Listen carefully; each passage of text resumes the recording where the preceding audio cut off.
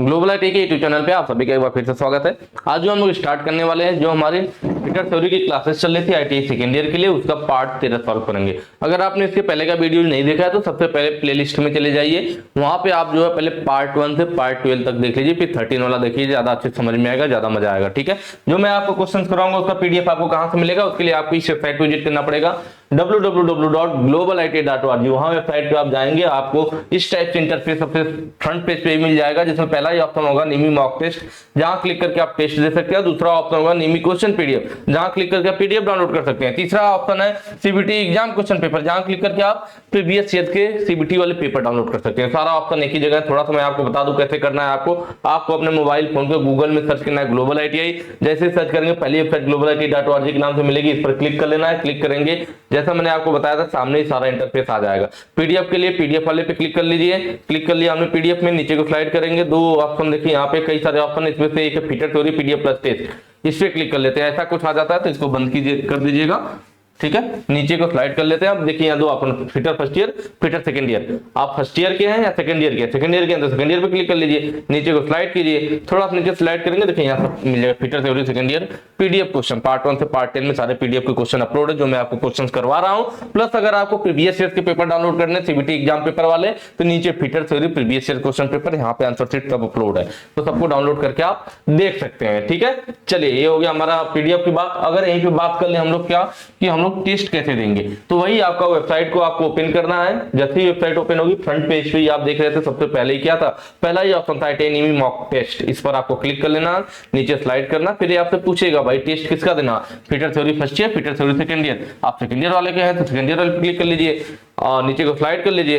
ये देखिए test through, test 1, test 2, test 3, test 4, जो भी देना स्टार्ट पे क्लिक कर दीजिए। जो भी ऑप्शन है टिक कीजिए, नेक्स्ट कीजिए, टिक कीजिए, नेक्स्ट कीजिए, टिक कीजिए, नेक्स्ट कीजिए, फिर टिक कीजिए, नेक्स्ट कीजिए। मतलब बिल्कुल आसान है, बहुत स्मूथ चलेगा, बहुत अच्छे तरीके से चलेगा। तो इस तरह से आप टेस्ट भी दे सकते हैं और पीडीएफ डाउनलोड करने का तरीका मैंने आपको बता दिया है। अब चलते हैं आज हम लोग अपने क्वेश्चंस की तरफ। ठीक है, पहला क्वेश्चन आपके सामने है कि जंग के रोकथाम के लिए क्रोमाइजिंग प्रक्रिया के लिए आवश्यक तापमान क्या है। देखिए मैंने आप लोगों को ये चीज बताई थी पिछले वीडियो में ना, जस्ट पीछे वाले पार्ट में इसकी बात हम लोग को हुई थी कि जंग की रोकथाम के लिए हम लोग क्या करते हैं, सीमेंटेशन प्रोसेस से किया जाता है। क्या किया जाता है भाई? सीमेंटेशन प्रोसेस किया जाता है, सीमेंटेशन प्रोसेस। ठीक है, सीमेंटेशन प्रोसेस में क्या होता है, सीमेंटेशन प्रोसेस में हमारी तीन चीजें होती है। एक होता है सेराडाइजिंग, सेराडाइजिंग करते हैं। ठीक है, दूसरा जो है क्लोराइजिंग, या कहीं कहीं पे कैलोराइजिंग लिखा होता है, जो भी हो समझ लीजिएगा, क्लोराइजिंग या कैलोराइजिंग। ठीक है, तीसरा जो होता है हमारे पास, ठीक है, सेराडाइजिंग, क्लोराइजिंग और क्रोमाइजिंग, क्रोमाइजिंग। ठीक है, ये तीन हो गया हमारे पास। सेराडाइजिंग क्या होता है, जब हम लोग, ये तीनों सीमेंटेशन प्रोसेस है। सीमेंटेशन प्रोसेस मतलब धातुओं को जंग से बचाने के लिए किया जाने वाला प्रोसेस है। ठीक है, इसमें जो होता है सीमेंटेशन में हम लोग, और सेराडाइजिंग में क्या करते हैं, इसमें हम लोग जिंक पाउडर यूज करते हैं। धातु की सुरक्षा के लिए इसमें जिंक पाउडर यूज किया जाता है। वहीं पे बात किया जाए कैलोराइजिंग या क्लोराइजिंग की, इसमें हम लोग एल्यूमिनियम पाउडर यूज करते हैं। क्या? एल्यूमिनियम, एल्यूमिनियम पाउडर यूज किया जाता है। और वहीं पे बात कर लिया जाए क्रोमाइजिंग की, तो इसमें क्रोमियम पाउडर यूज करते हैं। कलर मैं चेंज कर लूं, ये वाला कलर दिखेगा नहीं उतना क्लियर। ठीक है, इसको कर लेते हैं, क्या दिखेगा, क्रोमियम। क्या रहेगा भाई? Chromium powder. ठीक है, ये तीन हो गया। टेम्परेचर कभी भी पूछ लेता, तीनों में देखिए यहां बता दे रहा हूं, इसको हम नोट कर लीजिएगा, फिर मैं दोबारा नहीं बताऊंगा, इसकी जरूरत नहीं पड़ेगी। ठीक है, यहाँ पे नोट कर लीजिएगा, जिंक पाउडर किस टेम्परेचर पे होता है, 370 डिग्री सेल्सियस। कितना dear? 370 degree Celsius. Aluminium powder जो है हमारा, यह होता है 850 से 850 डिग्री सेल्सियस से 1000 डिग्री सेल्सियस। इसका थोड़ा ध्यान दीजिएगा, पिछली वाली वीडियो में मैंने 800 बता दिया था, थोड़ा ध्यान दीजिएगा, शायद आपने नोट किया होगा तो उसको करेक्ट कर लीजिए। इसके जस्ट पिछले वाली वीडियो में मैंने जल्दबाजी में इसको 800 डिग्री सेल्सियस से 1000 डिग्री सेल्सियस बताया है, जबकि 850 से 1000 होता है। हालांकि उतना थोड़ा बहुत ऊपर नीचे चलता है, वो तो ऑप्शन में देख के आपको समझ में आ जाएगा कि किसको सही टिक करना है। ठीक है, और यह जो है हमारा क्रोमाइजिंग वाला, यह होता है 1300 से 1400 डिग्री सेल्सियस। इसलिए मैंने दोबारा बता दिया, नहीं तो शायद मैं नहीं बताता, क्योंकि ये वाला मिस्टेक हो गया था पिछली वीडियो में ना, 850 जो 800 हो गया था, 850 की जगह 800 हो गया था, तो उसको करेक्ट कर लीजिएगा। चलिए अब यहाँ पे देख लेते हैं, क्या जंग की रोकथाम के लिए क्रोमाइजिंग प्रक्रिया के लिए औसत तापमान 1300 से 1400 डिग्री सेल्सियस होता है। ऑप्शन डी सही हो जाएगा। क्रोमाइजिंग क्रोमियम पाउडर, याद रहेगा। नेक्स्ट पे आ जाते हैं। अगला कह रहा है किस धातु में रासायनिक प्रक्रिया के लिए उच्च प्रतिरोध होता है, हाई रेजिस्टेंस। देखिए जो लेड होता है, लेड का मतलब आप लोग जानते हैं ना, लेड, लेड का मतलब एक तरह से शीशा, और शीशा में कभी जंग पकड़ेगा क्या? शीशा देखे आप लोग ना, शीशा कितना भी पानी में भीगता रहे, कुछ भी रहे, पॉसिबल ही नहीं कि शीशे में जंग पकड़े। तो आप कह सकते हो कि जो हमारा लेड होता है, जो शीशा होता है, यह सबसे अधिक जंग प्रतिरोधी होता है। सबसे अधिक, शीशा धातु जो होती है हमारी, सबसे अधिक जंग प्रतिरोधी, क्योंकि शीशा में कभी भी जंग नहीं लगेगा, ये आप भी अच्छी तरीके से जानते हो, ठीक है। उसके बाद आ जाएगी बारी किसकी? निकिल की। देखिए जो निकिल होता है हमारा ना, यही वो है जो क्या होता है, हाई रेजिस्टेंस होता है किसके प्रति? और रासायनिक प्रतिक्रिया के प्रति, केमिकल रिएक्शन, रासायनिक प्रतिक्रिया के प्रति हाई रेजिस्टेंस निकिल हमारा क्या करता है? किसी से केमिकल रिएक्शन नहीं करता है, रासायनिक प्रतिक्रिया के प्रति हाई रेजिस्टेंस होता है, जल्दी केमिकल रिएक्शन नहीं करता है, यहाँ पे निकिल रहेगा, ठीक है, निकल हो गया, ठीक है। एल्युमिनियम क्या देखिए, एल्युमिनियम की हम लोग क्या करते हैं? जंग से सुरक्षा के लिए, वातावरण से बचाने के लिए इस पे एनोडाइजिंग प्रक्रिया की जाती है। क्या की जाती है भाई? एनोडाइजिंग प्रक्रिया की जाती है, एनोडाइजिंग प्रक्रिया। इसमें नाइट्रिक अम्ल का लेप लगाया जाता है, किसका? नाइट्रिक अम्ल का लेप लगा करके एनोडाइजिंग प्रक्रिया करते हैं जंग से सुरक्षा के लिए, ठीक है। चलिए नेक्स्ट क्वेश्चन पे आ जाते हैं। अगला क्वेश्चन कह रहा है एक्स के रूप में चिन्हित भाग का नाम क्या है। देखिए इसमें पूछ रखा है, मैंने सारे पार्ट का नाम बता रखे आप लोगों को। दोबारा देखिए क्वेश्चन आया, मैं जल्दी हल्का हल्का बता देता हूँ, हालांकि मैं पहले बता चुका हूँ, जस्ट पीछे वाले वीडियो आप लोग अच्छे से देख लीजिए, समझ में आ जाएगा। अंदर वाला भाग है शाफ्ट के कांटेक्ट में रहता है, अंदर का भाग है तो इनर, इनर रेस। बाहर वाला मतलब आउट, भाई बाहरी भाग है मतलब आउट कह सकते हैं, तो इसको हम लोग क्या बोल देते हैं? आउटर रेस, आउटर रेस, ठीक है। यह जो हमारा बॉल जैसा यह बना या तो यह हमारा रोलिंग एलिमेंट होता है भाई, क्या होता है? रोलिंग एलिमेंट, रोलिंग एलिमेंट, घूमने वाला, ठीक है। अगर ये बॉल होगा तो बॉल बियरिंग होगा, रोलर क्या होगा? रोलिंग एलिमेंट में रोल करने वाला बॉल हो सकता है, रोलर हो सकता है, रोलर होगा तो रोलर बोल देंगे, ठीक है। बॉल होगा तो बॉल बियरिंग, रोलर होगा तो रोलर बियरिंग। और इन बॉल को इकट्ठा होने से रोकना, या कह लीजिए इन बॉल के बीच में बराबर दूरी बनाने के लिए हम लोग क्या करते हैं? एक इसके बीच में इस तरह से पिंजरा टाइप का इनको पकड़ करके रखता है इस तरह से जगह जगह। इसको, इसी को पूछ रखा कि इसको हम लोग क्या कहते हैं? इसको हम लोग बोलते हैं क्या भाई? केज बोल सकते हैं आप लोग, केज। बताया था 3-4 नाम मैंने, रिटेनर, रिटेनर या सेपरेटर, सेपरेटर। यह भी बताया था कि किसका बना होता हो सकता है आपका, या पीतल का हो सकता है, पीतल का हो सकता है, प्लास्टिक का हो सकता है, प्लास्टिक का हो सकता है, या फिर स्टील का बना हुआ हो सकता है, स्टील का बना हुआ हो सकता है, ठीक है। यही होता है हमारा केज, रिटेनर या सेपरेटर, जो सभी बॉल को बराबर दूरी पे बनाए रखता है, उन्हें एक जगह इकट्ठा होने से रोकता है। नहीं तो पता चला बेरिंग खड़ी है, सारी बॉल नीचे की तरफ एक ही जगह इकट्ठा हो जाती और आपका लोड सही से डिस्ट्रीब्यूट नहीं होता, बेरिंग टूट जाती, ठीक है।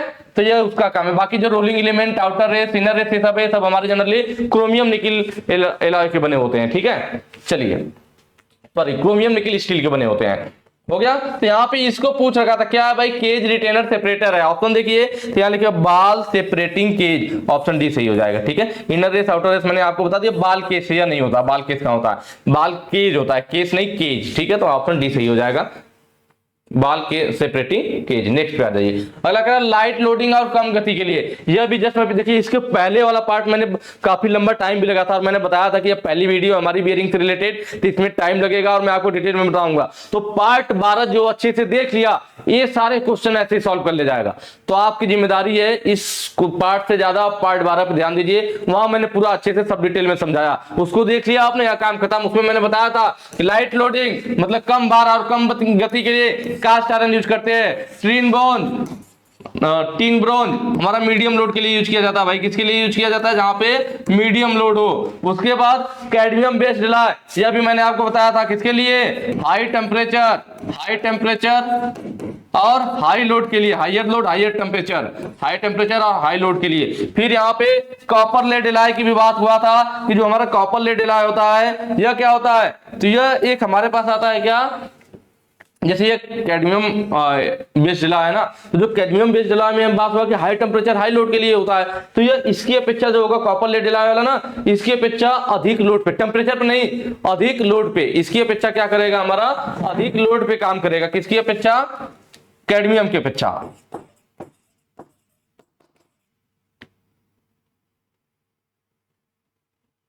ठीक है, कैडमियम की अपेक्षा, कैडमियम की अपेक्षा अधिक भार पे यह काम करता है, अधिक भार पे, लेकिन टेम्परेचर उससे ज्यादा नहीं होता है। एक व्हाइट मेटल आता है बियरिंग, कौन सी, इसी का नाम मैं भूल रहा था, देखिए याद आ गया, व्हाइट मेटल ना, व्हाइट मेटल, उसमें भी टीन आधारित क्लियर आधारित होता है। तो व्हाइट मेटल की अपेक्षा कम भार पे, सॉरी, व्हाइट मेटल की अपेक्षा इससे कम अधिक भार पे, और इससे व्हाइट मेटल की अपेक्षा अधिक ताप पे काम करता है, अधिक ताप पर, ठीक है, व्हाइट मेटल की बात कर रहे हैं हम लोग। और एक चीज और इसमें ध्यान देते हैं, क्या कहते हैं, इधर लिख देता हूं मैं,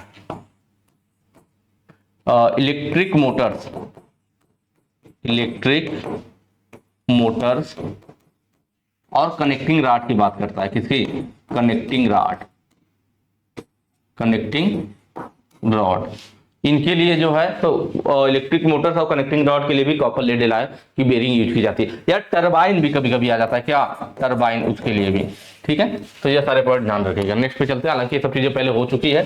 थ्रस्ट बॉल बेरिंग, ये भी मैंने 20वें पार्ट में, देखिए मैंने बार बार बोल रहा हूँ 20वें पार्ट नहीं, 12वें पार्ट, बार बार बोल रहा हूँ कि 12वां पार्ट देख लीजिए, ये वाला पार्ट आपका क्लियर हो जाएगा। जिसने 12 पार्ट अच्छे से देख लिया, इसमें का सारा क्लियर, इसको पढ़ना नहीं पड़ेगा। देखिए थ्रस्ट बॉल बेरिंग मैंने बताया था कि इस तरह से, देखिए फिगर भी दिखाया था पिछले में, फिगर इसके साथ नहीं दिया, फिगर मैंने आपको समझने के लिए ले रखा है। मैंने बताया कि जो थ्रस्ट बॉल बेरिंग होती है, इसमें देखिए शाफ्ट क्या वर्टिकल अवस्था में है ना, कैसे है, वर्टिकल अवस्था में इसमें शाफ्ट को डाला गया है, ठीक है, कैसे, वर्टिकल अवस्था में।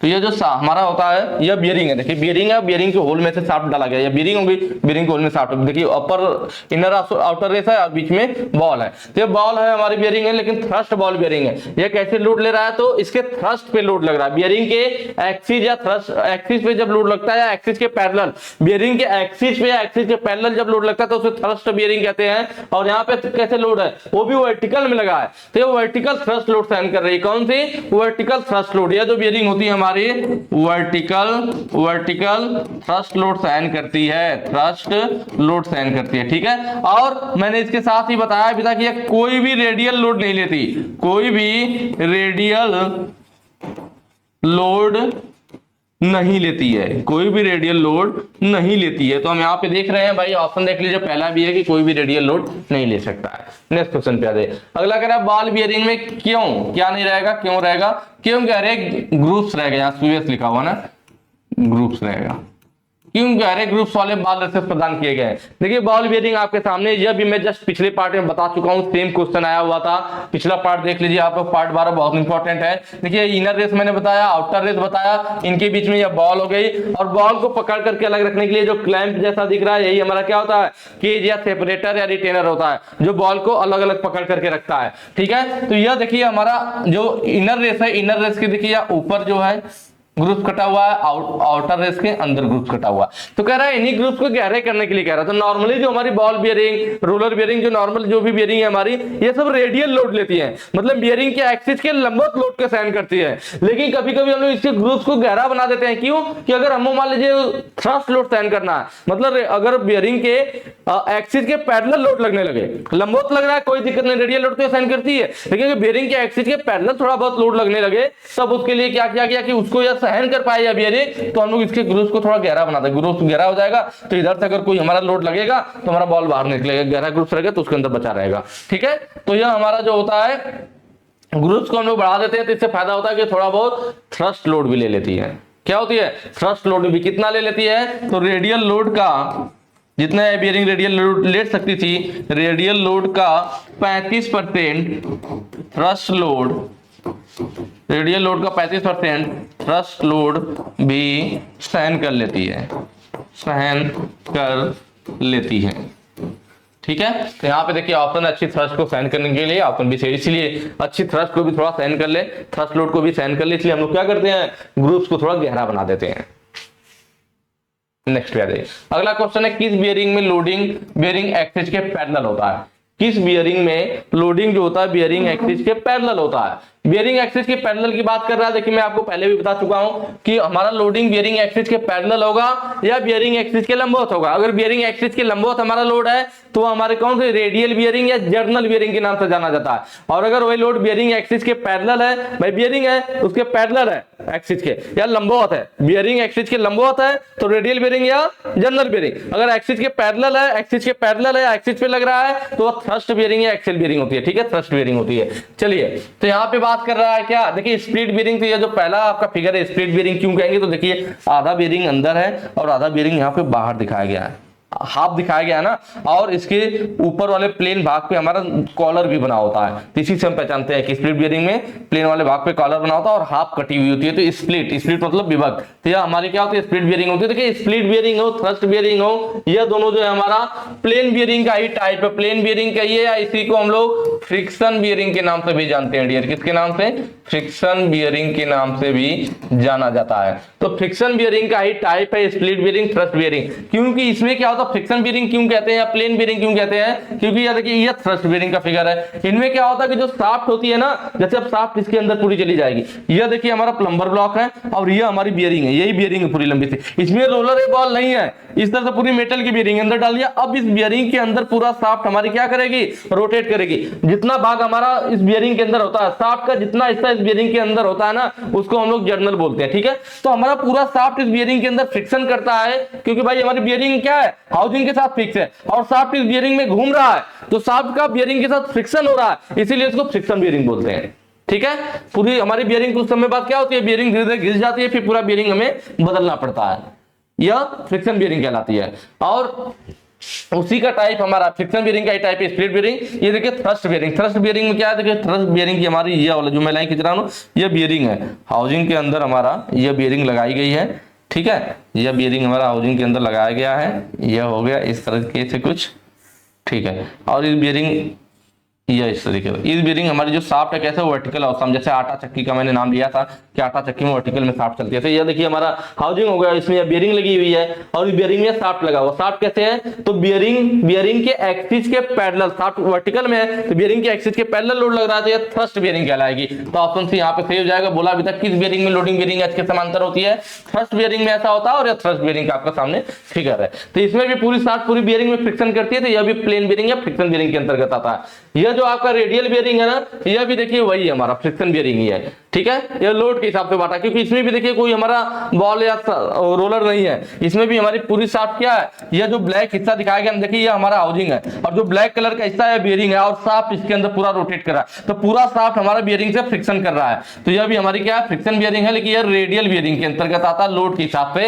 यह जैसे थ्रस्ट बियरिंग के अंतर्गत आता है, क्योंकि लोड जो शाफ्ट का था बियरिंग के एक्सिस के पैरेलल लग रहा था, इसमें जो लोड लग रहा है देखिए यह बियरिंग है और इसी पे शाफ्ट है, तो लोड क्या, शाफ्ट नीचे को दबा रहा होगा, तो मतलब जो हमारा लोड लग रहा है बियरिंग के एक्सिस के लंबवत लग रहा है। तो इसको रेडियल बियरिंग या जर्नल बियरिंग भी कहते हैं। क्या डियर, जर्नल बियरिंग भी बोलते हैं, रेडियल या जर्नल बियरिंग बोलते हैं। और मैंने आपको बताया कि जो बियरिंग के अंदर जितना हिस्सा शाफ्ट का रोटेट करता है, तो देखिए ये बियरिंग के अंदर जितना हिस्सा शाफ्ट का ओवरलैप है, तो बियरिंग के अंदर यह शाफ्ट का जितना हिस्सा ओवरलैप है, इस पूरे हिस्से को भी हम लोग यहाँ से यहाँ तक ये जो पूरा हिस्सा शाफ्ट का, इसको भी क्या बोलते हैं, जर्नल बोलते हैं। कई बार अभी आपके कॉम्पिटिटिव वाले एग्जाम में पूछा गया है, इसको भी जर्नल बोलते हैं कि बियरिंग के अंदर शाफ्ट का ओवरलैप भाग, जो बियरिंग के अंदर शाफ्ट का भाग रहता है, उस हिस्से को क्या बोला जाता है, जर्नल बोला जाता है, ठीक है। चलिए नेक्स्ट पैराग्राफ देखिए, थ्रस्ट बियरिंग और रेडियल बियरिंग समझ में आया ना। जब हमारा बियरिंग के एक्सिस के पैरेलल लोड लग रहा है, भाई बियरिंग के एक्सिस है यहाँ और उसी के पैरेलल, जैसे बियरिंग के एक्सिस जो लाइन में उसी पे पैरेलल लोड लग गया, तब हमारा थ्रस्ट बियरिंग। जब बियरिंग के एक्सिस के लंबवत लोड लग गया तो हमारा रेडियल बियरिंग या जर्नल बियरिंग। नेक्स्ट पे आ जाइए, इसका टिक हो गया था ऑप्शन, ठीक है। अगला कह रहा है हार्ड जर्नल के लिए कौन सी बेयरिंग मटेरियल सबसे उपयुक्त है। पिछले पार्ट में मैं बता चुका हूं, सबसे बेस्ट एल्यूमिनियम एलॉय होता है हार्ड जर्नल के लिए। सिंटर्ड एलॉय भी मैंने बताया था कि यह सेल्फ लुब्रिकेटिंग बेयरिंग होती है, इसको सिंटरिंग विधि से बनाते हैं और बनाते समय इस बेयरिंग में पोरोसिटी करते हुए बनाया जाता है, उसमें छिद्र छोटे छोटे छिद्र करते हुए बनाते हैं स्पंजी टाइप का, जिससे अधिक मात्रा में तेल सोख लेती है और खुद से लुब्रिकेशन करती रहती है। कॉपर लेड एलॉय, जस्ट अभी पीछे बात हो गया था, कॉपर लेड एलॉय हमारा बाई कनेक्टिंग रॉड के लिए भी, इलेक्ट्रिक मोटर्स के लिए यूज किया जाता है। यह हमारा व्हाइट मेटल की अपेक्षा अधिक ताप पे काम कर सकता है, कैडमियम बेस की अपेक्षा अधिक भार पे काम कर सकता है। कैडमियम वाला यह हाई टेम्परेचर और हाई लोड के लिए, हाई टेम्परेचर और हाई लोड के लिए, ठीक है। चलिए नेक्स्ट पे आ जाते हैं। अगला कह रहा है कि सामग्री में कम घर्षण गुणांक और उच्च सामग्री लागत है, महंगा है और घर्षण गुणांक कम है। यह हमारा देखिए नायलॉन जो होता है ना, यह हल्के भारों के लिए, लाइट लोडिंग, हल्के भार के लिए नायलॉन यूज करते हैं। और इसमें भी सेल्फ लुब्रिकेटिंग का गुण होता है, यह एग्जाम में आया हुआ क्वेश्चन है। सेल्फ लुब्रिकेटिंग का गुण नायलॉन के अंदर पाया जाता है। जब जो हमारा नायलॉन है, टेफ्लॉन और जो लास्ट लेमिनेटेड फिनोलेक्स है, यह तीनों हमारा सिंथेटिक मटेरियल के अंतर्गत आती है। बियरिंग, जो बियरिंग सिंथेटिक मटेरियल की बनाई जाती है, जैसे कि प्लास्टिक, ठीक है, उनमें जंग भी नहीं पकड़ता और साइलेंट ऑपरेशन होता है, इनमें आवाजें नहीं आती है। और प्लास्टिक का ही टाइप है नायलॉन, टेफ्लॉन और लेमिनेटेड फिनोलेक्स, मतलब ये सब हमारे सिंथेटिक मटेरियल की बियरिंग है, ठीक है। थ्रस्ट बॉल बियरिंग जस्ट पीछे मैंने आपको बता दिया था, या तो होगा नहीं, सबसे अलग ही हो गया थ्रस्ट बॉल बियरिंग। ये पीछे भी जस्ट मैंने आपको बताया था, या कोई भी रेडियल लोड नहीं लेती है। टेफ्लॉन क्या भाई, तो यही है हमारा जिसमें कम घर्षण गुणांक, डियर क्या होता है, कम घर्षण गुणांक होता है और उच्च सामग्री लागत होती है। कम घर्षण गुणांक होने की वजह से क्या होगा, यह अधिक ताप पर काम कर पाता है, अधिक ताप पर और कम भार पर, अधिक ताप और कम भार के लिए यूज की जाती है। और भी एक चीज है इसमें कि इसके अंदर एक गुण होता है resistance to attack of chemical, मतलब रसायनों के आक्रमण के प्रति प्रतिरोधी होता है, ठीक है, रासायनिक आक्रमण के प्रति प्रतिरोधी होता है टेफ्लॉन हमारा। उसके बाद बारी आती है देखिए लेमिनेटेड फिनोलेक्स का। यहाँ क्वेश्चन में पूछा था कम घर्षण गुणांक, तो यहाँ पे ऑप्शन भी सही हो जाएगा टेफ्लॉन। लेमिनेटेड फिनोलेक्स में क्या है, इसकी भी मैंने पिछली पार्ट में आप लोगों को बता रखा है। ये किसका बना होता है, यह बना होता है हमारा कॉटन फैब्रिक। कॉटन फैब्रिक का मतलब सूती कपड़ा, कॉटन फैब्रिक का मतलब क्या होता है, सूती कपड़े का बना होता है कॉटन फैब्रिक, सूती कपड़ा। या फिर आप कह सकते हैं एस्बेस्टॉस का बना होता है, या फिर एस्बेस्टॉस, या फिर फिनोलिक रेजिन का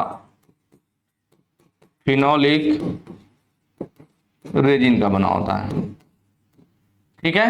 cotton fabric, asbestos, phenolic resin का बना होता है। एक इसके अंदर दिक्कत है कि इसकी थर्मल कंडक्टिविटी कम होती है, इसमें थर्मल कंडक्टिविटी कम, मतलब उसमें चालकता कम होती है, लो थर्मल कंडक्टिविटी कम होती है। इस वजह से क्या दिक्कत आता है कि अगर थर्मल कंडक्टिविटी भाई कम रहेगी तो इसके लिए हमें ठंडा होने की उचित व्यवस्था करनी पड़ेगी, ठंडा करने की उचित व्यवस्था करनी पड़ेगी। और एक चीज और है इसमें कि यह जो होता है हमारा ना, हाई स्ट्रेंथ होता है और शॉक रेजिस्टेंस का गुण, इसके अंदर हाई स्ट्रेंथ होता है, हाई स्ट्रेंथ GTS, ठीक है, हाई स्ट्रेंथ और शॉक रेजिस्टेंस का गुण होता है। शॉक मतलब झटकों को सहन कर लेती है, रेजिस्टेंस। चलिए ये सब चीजें हालांकि मैंने पिछले पार्ट में बताया था, फिर दोबारा बता दिया हूं, नोट कर लीजिएगा, ठीक है। आगे देखिए क्या है, हाई एक्सियल थ्रस्ट लोड लेने के लिए जो लोग पार्ट 12 देखे होंगे अब तक इसका ऑप्शन टिक कर चुके होंगे। मैंने उसमें बताया था हाई एक्सियल थ्रस्ट लोड के लिए कौन सी बीयरिंग यूज की जाती है, मैंने अलग से लिख करके भी बताया था, ठीक है। तो अब तक तो आप लोगों को कर लेना चाहिए। देखिए मैंने बताया था कि जो रोलर बियरिंग होता है, नॉर्मल रोलर, जैसे बॉल यूज किया जाता है बॉल बियरिंग, हमने बॉल की जगह रोलर यूज कर लिया, रोलर बियरिंग। इसमें देखिए inner race, outer race, roller है, रोलिंग एलिमेंट है, और इस रोलर को ये जो रेड कलर की लाइन बना रखा है, मतलब यही है जो रोलर को अलग अलग पकड़ करके उचित दूरी पे बनाए रखा है, एक जगह इकट्ठा होने से रोक रहा है। तो ये जो रेड कलर का, इसी को हम लोग क्या कहते हैं, केज बोलते हैं, रिटेनर बोलते हैं, सेपरेटर बोलते हैं, ठीक है। टेपर्ड रोलर बियरिंग, तो यह देखिए हमारा क्या है, जनरली जो रोलर बियरिंग है या बॉल बियरिंग है तो रेडियल लोड लेने के लिए यूज की जाती है। टेपर्ड रोलर बियरिंग, तो यह देखिए रोलर बियरिंग है भी है, बस इसका रोलर कैसे बना दिया गया भाई, रोलर हमारा टेपर में, मतलब आगे का डाया कम पीछे का जाया ज्यादा, जब टेपर में बना देते हैं तो उसको टेपर्ड रोलर बियरिंग बोलते हैं। और मैंने बताया था कि टेपर्ड रोलर बियरिंग कहाँ यूज होती है, जहां पर रेडियल लोड की अपेक्षा थ्रस्ट लोड ज्यादा लग रहा हो, एक्सियल लोड ज्यादा लग रहा है। या फिर मैंने फिर बताया भी था कि या बोले क्वेश्चन में क्या बोले कि जहां रेडियल लोड की अपेक्षा एक्सियल लोड या थ्रस्ट लोड ज्यादा लग रहा है, या ये बोले कि जहां पे हाई एक्सियल थ्रस्ट लोड लग रहा है। दोनों केस में हम लोग इसी को सही करते हैं। तो यहाँ पे क्वेश्चन पूछा भी था high axial thrust load, option B सही हो जाएगा, tapered roller bearing. Self align roller bearing, देखिए यह वाली जो है हमारा ना सेल्फ अलाइन रोलर बियरिंग, इसमें जो रोलर यूज किए गए हैं ना, यहाँ देखिए डबल रो वाले हैं, देखिए कैसे होते हैं, ध्यान से देखेंगे फिगर में दिख रहा होगा। इसके जो रोलर होते हैं ढोलक के आकार में बनाए जाते हैं भाई, कैसे बनाए जाते हैं, बैरल ढोलक के आकार में, इस तरीके से ढोलक के आकार में रोलर बनाए जाते हैं। इससे फायदा ये होता है कि अगर हमारे शाफ्ट में थोड़ा बहुत मिस अलाइनमेंट भी है ना, तो ये बेरिंग अपने आप को एडजस्ट करके उस पर सेट कर लेती है, इसलिए इसको बोला जाता है सेल्फ अलाइंड रोलर बेरिंग। ये खुद से अलाइंड हो जाए, यह ढोलक के आकार के होने की वजह से अपने आप को एडजस्ट कर लेती है। लास्ट है आपका एंगुलर कॉन्टैक्ट बॉल बेरिंग। देखिए ये वाला एंगुलर कॉन्टैक्ट बॉल बेरिंग है, मैंने बताया था। इसको कब सही करते हैं, जब क्वेश्चन में आपसे बोला जाए कि कौन सी ऐसी बेरिंग है जो रेडियल लोड और एक्सियल लोड या रेडियल लोड और थ्रस्ट लोड दोनों को सहन कर लेती है, तब हम लोग इसको सही करेंगे। नेक्स्ट पे आ जाइए। अगला है इस बियरिंग का नाम क्या। देखिए इस बियरिंग की बात कर रहा, पूछ रहा है इस बियरिंग का नाम क्या। बियरिंग देखिए इसमें बाहर निकाल के दिखाया गया, कैसी बियरिंग, पूरा बियरिंग दिखाया गया ना, पूरा ठोस ये बियरिंग है, इसी के अंदर शाफ्ट घूमेगा। यह भी हमारा क्या फ्रिक्शन बियरिंग या प्लेन बियरिंग का टाइप है, तो पूरा शाफ्ट इसके अंदर घूमेगा, पूरा क्या एक भाग में सॉलिड है, तो ऑप्शन बी सही हो जाएगा, सॉलिड बियरिंग। ठीक है। स्प्लिट बियरिंग क्या है, यह वाला देखिए दो भागों में विभक्त, मैंने बताया था दो भागों में विभक्त। देखिए आधा भाग बाहर दिखाया गया और इसके ऊपर प्लेन सरफेस पे कॉलर भी बना होता है, तो स्प्लिट बियरिंग नॉर्मल प्लेन पूरा बेलनाकार भाग है, तो सॉलिड बियरिंग। थ्रस्ट बियरिंग, यह देखिए आपका क्या होगा, थ्रस्ट बियरिंग हो गया, शाफ्ट वर्टिकल अवस्था में है, बियरिंग के एक्सिस पे लोड लग रहा है, यहाँ पे एक्सिस के पैरेलल। जर्नल बियरिंग, तो यह देखिए हमारा जर्नल बियरिंग का ये रेडियल बियरिंग बताया मैंने जस्ट पीछे भी, जर्नल बियरिंग भी बोलते हैं या फिर रेडियल बियरिंग। जब हमारा क्या, जब लोड हमारा शाफ्ट के एक्सिस के लंबवत लगे, परपेंडिकुलर, तो यहाँ पे लोड क्या होगा, शाफ्ट के एक्सिस के या बियरिंग के एक्सिस के परपेंडिकुलर लगेगा, तो हमारा रेडियल या जर्नल बियरिंग कहते हैं। नेक्स्ट पे आ जाइए। अगला कह रहा है व्हाट इज बियरिंग का नाम क्या, बताने की जरूरत है, कई बार बात हो गई। देखिए भाई कौन सी बियरिंग है, थ्रस्ट बियरिंग है। बॉल बियरिंग, तो ये वाला देखिए इनर रेस आउटर रेस, यहाँ पे बॉल यूज कर लिया गया तो बॉल बियरिंग कहलाएगा। रोलर बियरिंग, जस्ट यहाँ पे देखिए इनर रेस आउटर रेस, यहाँ पे हमने बॉल की जगह रोलर यूज कर लिया तो रोलर बियरिंग। और यह केज रिटेनर सेपरेटर है, उसमें भी वहां पे केज रिटेनर सेपरेटर है। ठीक है। जर्नल बियरिंग या रेडियल बियरिंग, यह वाला जर्नल कहिए या रेडियल बियरिंग कहिए, रेडियल। चलिए नेक्स्ट क्वेश्चन पे आ जाते हैं। अगला क्वेश्चन क्या कह रहा है, इस बियरिंग का नाम क्या। देखिए यह बियरिंग कौन सी बियरिंग, देखिए सब कितना आसान क्वेश्चन लग रहा है। क्यों आसान लग रहा है, क्योंकि हमने सभी ऑप्शन को बिल्कुल डिटेल में पढ़ा, जितने भी पीछे सॉल्व कर रहे थे सबको पहला पार्ट सबसे लंबा हुआ था पूरा डिटेल में, अब इसमें भी सब डिटेल में। तो अब जैसे लग रहा कि रिपीटेड क्वेश्चन, जबकि क्वेश्चन रिपीटेड नहीं है, हमने पूरा डिटेल में पढ़ा, इसलिए ऐसा लग रहा कि ये तो पढ़ा हुआ सा लग रहा है ना। चलिए यहाँ पे देखिए क्या हो जाएगा भाई, बाहर है आधा दिखाया गया मतलब स्प्लिट है और ऊपर कॉलर भी बना हुआ है, स्प्लिट बियरिंग हो जाएगा। सॉलिड बियरिंग कौन सा होगा, तो यह वाला देखिए पूरा भाग जब सॉलिड होगा तो सॉलिड बियरिंग। बुश बियरिंग, देखिए जर्नल या रेडियल बियरिंग को पहचान रहे होंगे, यही हमारा क्या जर्नल या रेडियल बियरिंग। बुश बियरिंग क्या होता है ना, इसी टाइप से होता है बुश हमारा, जैसे ये बेलनाकार सॉलिड बियरिंग है ना, इसी तरह से हमारा एक बुश आता है बेलनाकार आकृति का, बूस्ट आता है। ठीक है। ये हमारा जनरली ज्यादातर गन मेटल वाला बूस्ट जो होता है हमारा ना, गन मेटल का बना होता है, तब यूज करते हैं बूस्ट बियरिंग को। देखिए हमारा नॉर्मल जब हमारा बियरिंग सॉलिड बियरिंग मान लीजिए इसको हमने लगा लिया, शाफ्ट हमारा पूरा इस बियरिंग के अंदर फ्रिक्शन करेगा, कुछ समय के बाद बियरिंग घिस जाएगी तो हमें पूरा बियरिंग बदलना पड़ेगा। तो इसी चीज से बचने के लिए कि पूरा बियरिंग ना बदलना पड़े, तो हम लोग क्या करते हैं, जो हाउसिंग का डाया होता है थोड़ा बड़े डाया का बनाते हैं, फिर उसमें हम लोग क्या करते हैं, थोड़ा बड़े डाया का बियरिंग लगा देते हैं। अब इस बियरिंग के अंदर यह जो पहले भाई यही देखिए बियरिंग यहाँ पे लगा हुआ है, प्लम्बर ब्लॉक में हमने बियरिंग को लगा दिया, या जो बियरिंग है इसको अंदर डाल दिया। अब इस बियरिंग के अंदर एक गन मेटल का बेलनाकार बुश डाल देते हैं। अब क्या होगा, शाफ्ट हमारा इस बुश के अंदर घूमेगा अब और हमारा बुश घिसेगा, जब बुश घिस जाएगा तब इसको हम लोग बदल देंगे। ठीक है। तो हमारा बियरिंग नहीं बदलना पड़ेगा, बार बार बस बुश बदलना होता है, तो इसलिए बुश बियरिंग ऐसी जगहों पर यूज कर लेते हैं। नेक्स्ट पे आ जाइए। एक्स के रूप में चिन्हित भाग, देखिए भाई यह क्या हो गया, आउटर रेस, आउटर रेस, यह हमारा इनर रेस, इनर रेस, ये जो गोल गोल है देखिए तो बॉल हो जाएगा, तो गोल गोल दिखाया है, रोलिंग एलिमेंट कह लीजिए, रोलिंग एलिमेंट्स। ठीक है। और यह जो है पतला सा देखिए तार जैसा है, देखिए बना हुआ, इसी को पूछ रहा है, जो तार जैसा है इस तरह से, यही सब क्या कर रहा है, इसको पकड़ करके रोके हुआ, जिसको हम लोग क्या कहते हैं, केज कहते हैं, रिटेनर कहते हैं, रिटेनर कहते हैं, सेपरेटर कहते हैं। किसका बना होता है भाई, पीतल का, पीतल का, प्लास्टिक का, पीतल, प्लास्टिक, स्टील। ठीक है। तो ऑप्शन देखिए, केज वाले को पूछ रहा था, केज रिटेनर सेपरेटर कुछ है क्या, देखिए ऑप्शन बी दे रखा ना, आउटर रेस इनर रेस। भाई ये आउटर या इनर रेस हो गया, रोलिंग एलिमेंट यह हो गया, यह क्या है हमारा केज रिटेनर सेपरेटर, यहाँ बाल केज लिखा हुआ है ना, बाल को पकड़ के रखने वाला। नेक्स्ट पे आ जाए, यह लास्ट क्वेश्चन है हमारा, किस प्रकार का बियरिंग का उपयोग बहुत भारी रेडियल लोड के लिए किया जाता है? देखिए बहुत भारी रेडियल लोड की बात करें, बॉल बेरिंग कौन सा, तो ये देखिए आपके सामने क्या बॉल बेरिंग है, inner race, outer race, ball, और बॉल को पकड़ के रखने के लिए ये हमारा केज रिटेनर सेपरेटर है, ठीक है। बुश बियरिंग तो अभी जस्ट मैंने आपको पीछे बताया कि जब हमारा बियरिंग का भाई बार बार जब फ्रिक्शन बियरिंग होती है, जब बियरिंग पूरी घिस जाती बदलना पड़ता है, तो उस बियरिंग के अंदर एक अलग से गन मेटल का बुश डाल देते हैं जिससे बुश घिसे, हमारी बियरिंग ना घिसे। उसके बाद नीडल बियरिंग, तो यह वाला देखिए जो फिगर है हमारा, यहाँ पे जो आप फिगर देख रहे हैं, ये हमारा किसका है, नीडल बेरिंग का। किसका है भाई, नीडल बेरिंग का। इसमें पतले पतले रोलर यूज किए जाते हैं, किससे, पतले पतले रोलर होते हैं। जिसके डाया की बात करें, जो हमारा रोलर होता है ना, जो रोलर होगा, रोलर का जो डाया होगा 2 से 10 mm होता है, ठीक है। और रोलर की लंबाई जो होती है, रोलर की लंबाई जो होती है, लंबाई जो होती है डाया का 5 से 10 गुना लंबा होता है, ठीक है। ये दो चीजें होती है इसमें, नीडल बेरिंग रोलर। और इसका यूज कहां करते हैं, जहां ज्यादा शुद्धता में शाफ्ट को चलाना, जहां ज्यादा शुद्धता में शाफ्ट चलाना हो, जैसे हवाई जहाज। कहां पे भाई, हवाई जहाज में। यह सब भी मैं पहले आपको बता चुका हूं, ठीक है।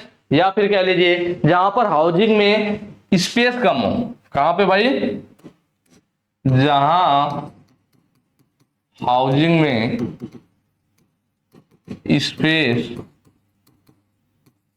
कम हो या सीमित स्थान हो, या सीमित स्थान हो, ठीक है। इसमें क्या होता है, मैंने बताया था आप लोगों को कई जगहों क्या होता है, जो हमारा इस तरह से बना होता है ना, प्लम्बर ब्लॉक हो गया हमारा, और इसमें क्या होता है, होल बना होता है, हाउसिंग बना होता है, इसी में बीरिंग लगाई जाती है। कई जगहों पे क्या होता है, हाउसिंग में स्पेस कम होता है, तो हम लोग क्या करते हैं कि इसमें का आउटर रेस रहेगा, नीडल रहेगा, इनर रेस को हटा दिया जाता है। इनर रेस को हटा देंगे तो डाया बढ़ जाएगा, भाई यहाँ पे बीरिंग लगी हुई है, शाफ्ट इसके अंदर नहीं जा रही है, इनर रेस हटा दीजिए तो इतना मोटाई कम हो जाएगा ना, तो डाया बड़ा हो जाएगा, बीरिंग का शाफ्ट आसानी से चली जाएगी। तो क्या होता है कि जो आउटर रेस होता है, यह हाउसिंग के संपर्क में रहता है, फिक्स रहता है, और जो इनर रेस तो है नहीं। अब जो हमारा जो यहाँ पे नीडल होगा ना, डायरेक्ट शाफ्ट के कांटेक्ट में आ जाता है, तो जहाँ पे स्पेस कम हो वहां पे इस टाइप के सिचुएशन भी कर लेते हैं हम लोग।